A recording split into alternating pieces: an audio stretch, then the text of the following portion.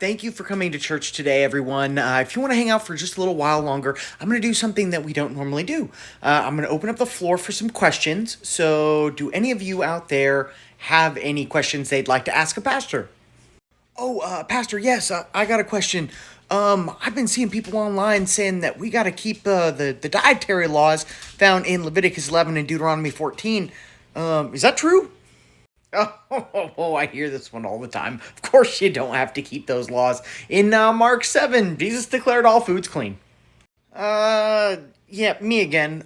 You do realize that that passage has nothing to do with food, right? And it has to do with a Pharisaical, man-made law that if you wash your hands, you're defiling the biblically clean food. They didn't teach that one in seminary. I'm sure it's not true, though. Excuse me, Pastor, you do realize Jesus didn't consider pork to be food, right? He obeyed all the commandments of God, or he was not sinless. And per Deuteronomy 18, if he did tell you could break the commandments of God, that would make him not the Messiah promised by God. In seminary, they really told us that the Old Testament was nailed to the cross, so we didn't really pay that much attention to it. But I'm sure it's not true, because even if that is the case in Mark 7, in Acts 10, God gave Peter a vision, and he said that all animals were declared clean.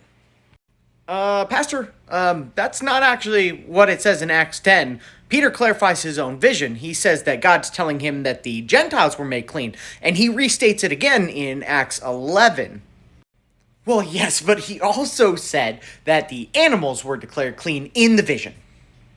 Then, how come Peter never mentions animals again? I mean, at all.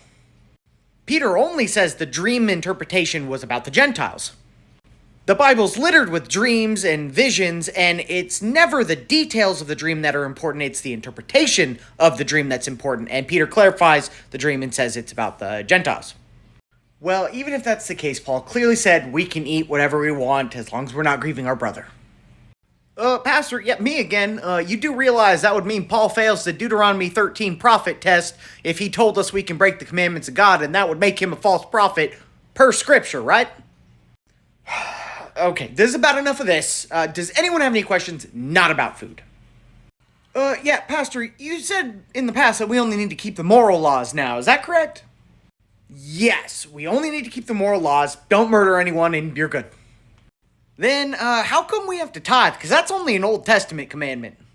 Wouldn't we be putting ourselves under the curse of the law if we were tithing to the church? Well,